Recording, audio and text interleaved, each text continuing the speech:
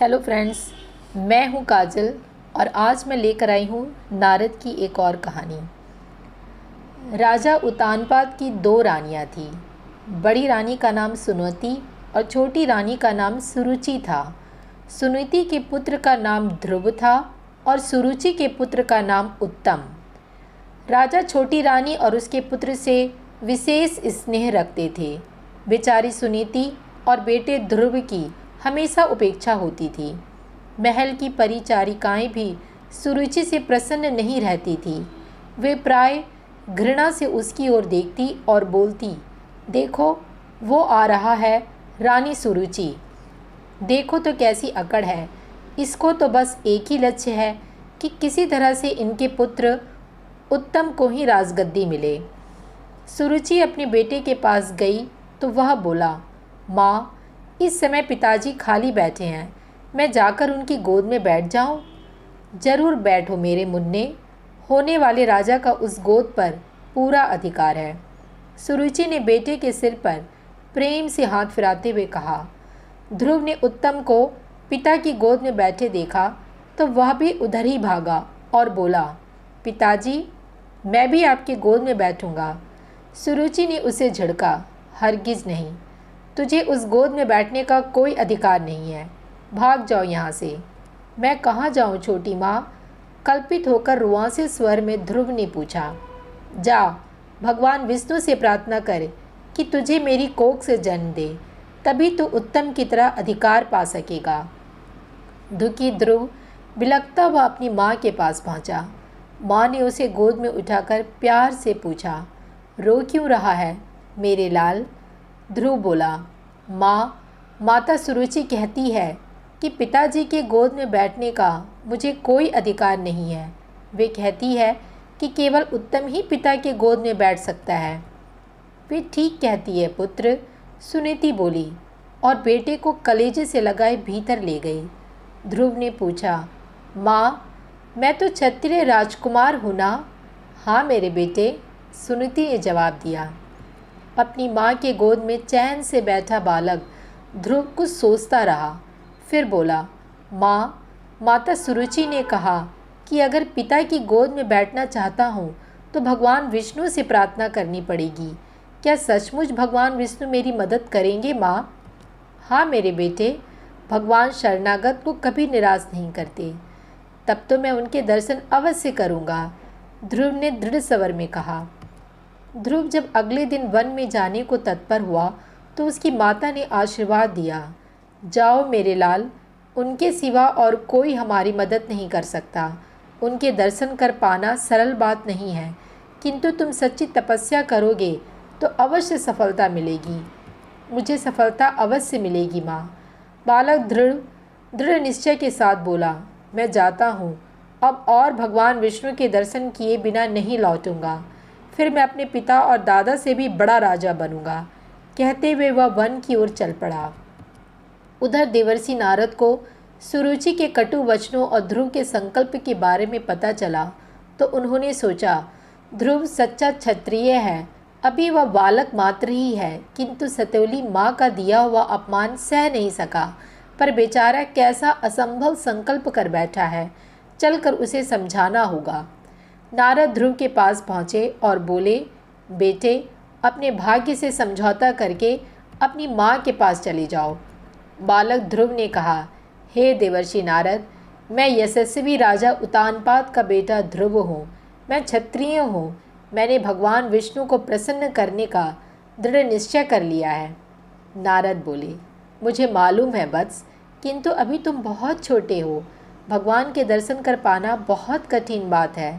तुम जरा बड़े हो जाओ तब कोशिश करना। ध्रुव ने कहा, क्षमा कीजिए देवर्षि, मैं अपना इरादा बदलने वाला नहीं। आप मेरा मार्गदर्शन कर दे तो मैं आपकी अति कृपा होगी। देवर्षि नारद ध्रुव के निश्चय की दृढ़ता से प्रसन्न होकर बोले, यमुना तट पर एक स्थान है मधुवन, तुम वहाँ जाकर तपस्या करोगे तो भगवान तुम्हें जरूर दर्शन देंगे। ध्रुव ने पूछा, हे मुनिवर, अब ये भी बता दीजिए कि तपस्या कैसे की जाती है? तब नारद ने उसे समाधिस्थ होकर ओम नमो भगवते वासुदेवाय मंत्र का जाप करने को कहा और बोले, बस इसी मंत्र को बार बार दोहराकर ध्यान लगाना। तत्पश्चात ध्रुव तो मधुबन की ओर चल पड़ा और नारद राजा उतानपाद के पास पहुँचे। राजा ने नारद का बहुत सम्मान किया और एक ऊंचे आसन पर स्थान दिया। नारद ने महसूस किया कि राजा ने यद्यपि बड़े आदर के साथ उनका सत्कार किया है, तथापि उनका चित्त कहीं और भटक रहा है। इस पर नारद जी ने पूछ लिया, राजन, आप किस चिंता में पड़े हैं? राजा ने कहा, देवर्षि, मैं बहुत नीच और स्वार्थी हूँ। सुरुचि ने कर्कश वचनों का प्रयोग कर बेचारे ध्रुव को घर से भगा दिया और मैं अभागा कुछ भी नहीं बोला। हाय, वह बेचारा अकेला जंगलों में भटक रहा होगा। नन्ही सी जान को जंगली जानवर फाड़ कर खा जाएंगे। नारद ने राजा को आश्वासन देते हुए कहा, डरो मत राजन, स्वयं भगवान विष्णु तुम्हारे पुत्र की रक्षा करेंगे। वह तो तुम्हारे वंश का कुल दीपक है, वह शीघ्र ही लौट आएगा। ध्रुव मधुबन पहुंचा और एक वृक्ष के नीचे पत्थर की बनी भगवान की प्रतिमा के आगे समाधिस्थ होकर बैठ गया। उसने मन ही मन नारद के बताए मंत्र का जाप करना शुरू कर दिया। पहले महीने उसने केवल फल खाकर निर्वाह किया। धीरे धीरे उसने फल भी छोड़ दिए और केवल घास पात खाने लगा। 3 महीने के बाद उसने घास पात खाना भी छोड़ दिया और सिर्फ हवा के सहारे जिंदा रहने लगा। वह निरंतर ओम नमो भगवते वासुदेवाय का मंत्र दोहराता रहता।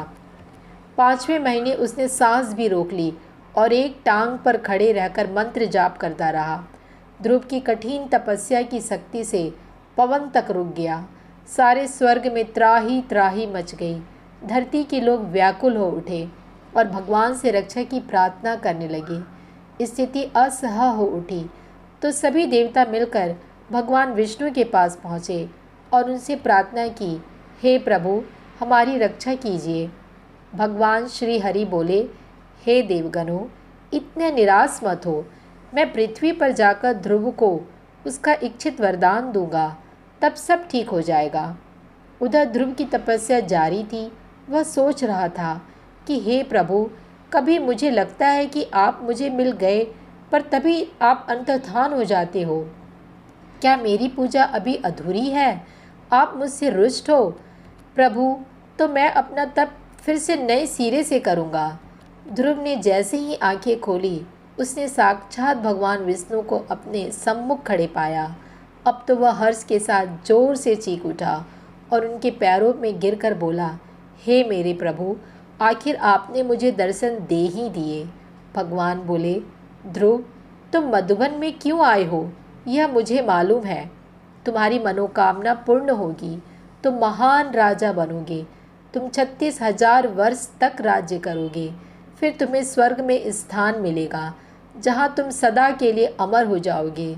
ध्रुव को आशीर्वाद देकर भगवान विष्णु अपने वाहन गरुड़ पर बैठकर बैकुंठ लोक चले गए। ध्रुव ओम नमो भगवते वासुदेवाय कहता हुआ अपने घर लौट पड़ा। ध्रुव के आगमन की खबर जैसे ही राजा उतानपाद को मिली, उन्होंने अपना रथ सजवाया और अपने पुत्र पर भरपूर प्यार लौटा दिया। फिर ध्रुव जैसे ही बालिग हुए, राजा उतानपाद ने उन्हें सिंहासन सौंप दिया और वे स्वयं वानप्रस्थ आश्रम में चले गए। तो मिलती हूँ अगली कहानी में।